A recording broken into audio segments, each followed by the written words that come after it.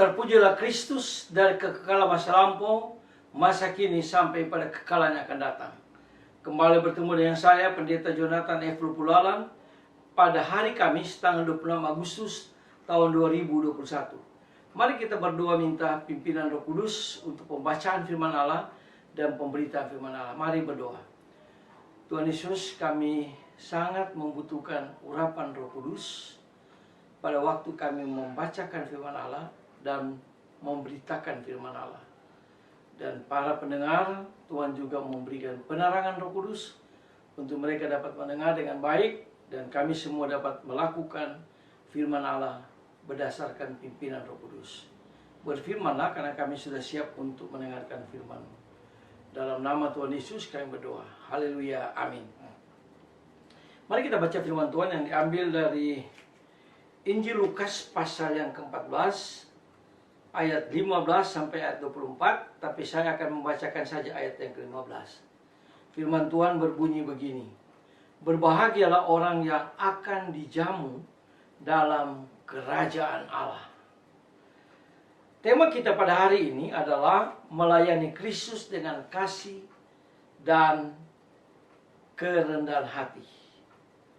Nah, saudara-saudara yang saya kasih dalam Tuhan Kristus, kasih dan kerendahan hati, inilah dua pilar iman yang melekat dalam kasih karunia Allah yang diberikan kepada kita sebagai murid-murid Tuhan Yesus. Dengan kasih dan kerendahan hati, inilah Tuhan Yesus mengundang kita untuk ikut dan masuk dalam perjamuan surgawi. Nah, saudara-saudara yang saya kasih dalam Tuhan Kristus, ada beberapa inti supaya kita bisa menanggapi undangan Tuhan Yesus sekaligus memiliki semangat kasih dan kerendahan hati. Antara lain, yang pertama, kita perlu antisipasi. Nah, saudara-saudara yang saya kasih dalam Tuhan Kristus, kita diajak untuk berjaga dan mempersiapkan diri, karena pokok perumpamaan ini sebenarnya adalah hari kebangkitan dalam kemuliaan surgawi pada masa yang akan datang. Itu dijelaskan dalam ayat yang ke Lukas 14 ayat 14 dan 15 serta Lukas 22 ayat 18, yaitu tentang kedatangan Kristus kembali untuk membawa umatnya atau kita semua ke dalam perjamuan surgawi yang akan terjadi pada waktu Tuhan Yesus datang kembali mengangkat kita pulang ke surga yang mulia itu. Yang kedua, yaitu refleksi.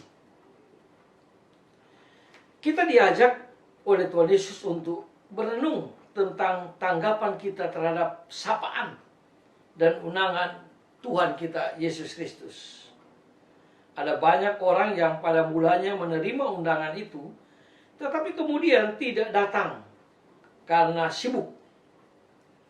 Adalah menggambarkan diri kita yang sudah menerima undangan Yesus kepada keselamatan, tapi kasih mereka kepada Tuhan Yesus telah menjadi dingin, telah menjadi suam-suam kuku. Itu pun dijelaskan di dalam Lukas pasal yang ke-14 ayat 17 sampai 20. Kita tidak lagi menetapkan prioritas berdasarkan standar surgawi. Itu pun dijelaskan di dalam Lukas 14 ayat 18 sampai 20. Nah, saudara-saudara yang saya kasih dalam Tuhan Kristus, kita menolak nasihat Alkitab untuk pikirkanlah perkara-perkara surgawi, bukan memikirkan perkara-perkara duniawi. Kenapa? Karena perkara duniawi kita tidak akan bawa ke surga. Hanya perkara-perkara rohani yang kita akan bawa ke surga. Dan itu dijelaskan di dalam Ibrani pasal yang ke-11 ayat 16. Itulah sebabnya marilah kita berbondong-bondong untuk selalu memikirkan perkara-perkara surgawi. bukan perkara-perkara kedagingan, bukan perkara-perkara duniawi. Yang ketiga, intimasi. Inilah keakraban dengan Tuhan kita Yesus Kristus.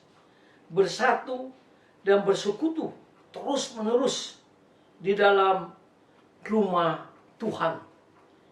Tentunya karena kita masih di dunia ini, maka kita harus pergi ke gereja. Sekalipun sekarang ini karena pandemi COVID-19, maka lebih banyak gereja menganjurkan jemaat tinggal di rumah dan berbakti di rumah melalui virtual. Nah, saudara-saudara yang saya kasih Tuhan Yesus Kristus, tapi marilah sesudah pandemi ini berlalu, marilah kita berbondong-bondong ke gereja untuk bersekutu dengan Tuhan. Dan nanti kita akan bersama-sama dengan Tuhan Yesus di surga yang kekal. Rasul Paulus pernah menasihati pada Timotius supaya dia harus mengutamakan ibadah, bukan mengutamakan hal-hal yang duniawi. Karena ibadah itu mengandung janji, baik untuk hari ini maupun untuk hari depan di surga yang kekal. Nah, saudara-saudara, marilah kita melayani Tuhan Yesus di zaman modern ini, di abad yang ke-21 ini, dengan penuh kasih dan dengan penuh kerendahan hati. Mari kita tunduk kepala, kita berdoa. Tuhan, terima kasih atas firman-Mu yang mengajar kami supaya kami memberitakan firman Tuhan, melayani Kristus dengan penuh kasih dan dengan penuh kerendahan hati. Jauhkanlah kami, Tuhan, dari kesombongan, dan jauhkanlah kami dari hal-hal yang tidak berkenan kepada Tuhan pada waktu kami melayani Tuhan Yesus. Ampuni kami, Tuhan, dan tolong kami, Tuhan, supaya kami betul-betul melayani Kristus dengan penuh kasih dan dengan penuh kerendahan hati. Dalam kasih dan pengampunan Kristus, Gembala kami yang sangat baik, kami berdoa dan bersyukur. Haleluya. Amin. Terpujilah Kristus, sampai kita berjumpa di kesempatan yang lain.